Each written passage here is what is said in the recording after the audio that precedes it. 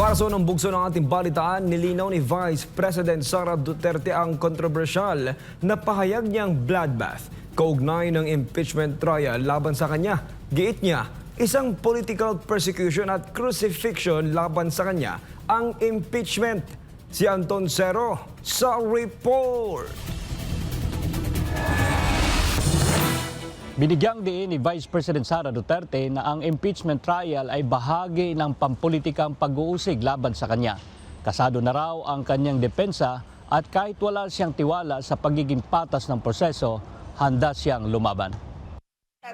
Sa gitna ng umiinit na usapin sa kanyang impeachment, nilinaw ni Vice President Sara Duterte kung ano ang ibig niyang sabihin sa salitang bloodbath na una na niyang binanggit kaugnay ng magaganap na pagdilitis laban sa kanya. Ayon sa Vice Presidente, maraming tao ang sinadyang hindi intindihin ang konteksto ng kanyang pahayag. We have always said that the impeachment is a political persecution. It is the administration going after me after I resigned from the cabinet. And if it's a persecution, it's some sort of crucifixion against me. Diba? And so when there's a crucifixion, there's blood. So it's a bloodbath, my bloodbath. So I'm just sad that many people refuse to understand the context wherein I give statements. Sabi ni Vivi Sara, matagal na siyang naghanda para sa impeachment trial at hindi lamang sa legal na aspeto, kundi pati na rin sa emosyonal at pisikal. Simula pa umano noong Nobyembre 2023, nang unang lumutang ang isyu mula kay dating Representative Franz Castro, ay sinimulan na niyang ihanda ang kanyang sarili. Aniya, matagal nang handa ang kanyang depensa upang sagutin ang mga akusasyon at tiyaking hindi maapakan ang kanyang karapatan sa proseso. From the defense, the people can expect that they will do their utmost, their best in protecting the rights, my rights as an accused in an impeachment trial, and they will do their utmost as well to answer the allegations, the accusations. They have prepared for this since 2023. Binigyang diin ni VP Duterte na hindi niya inaasahang magiging patas ang impeachment proceedings na ayon sa kanya ay puno ng bahid ng politika mula pa noong simula. Ibinunyag niyang ginamit ang budget hearing para umano manguha ng ebidensya laban sa kanya.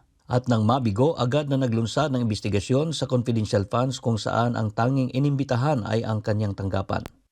As we heard former Congresswoman Kimbo say, let's stick to our plan. So there was already a plan of fishing evidence from that budget hearing.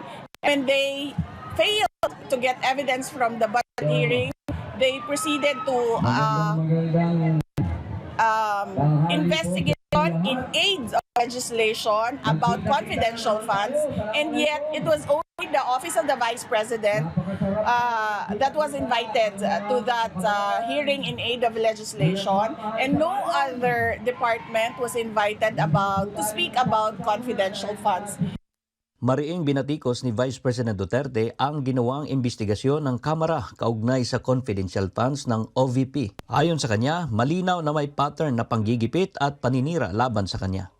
And what they did there was harass, threaten our staff from the office of the Vice President. So you can see the pattern here. And then when they failed to get evidence from that investigation in aid of legislation, they proceeded to just file the articles of impeachment, from which we can see that there were 3 articles of impeachment that was filed wherein they did not follow the procedure.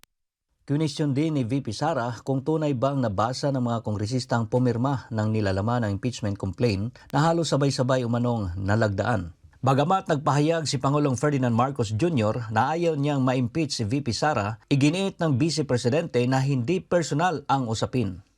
As I said yesterday,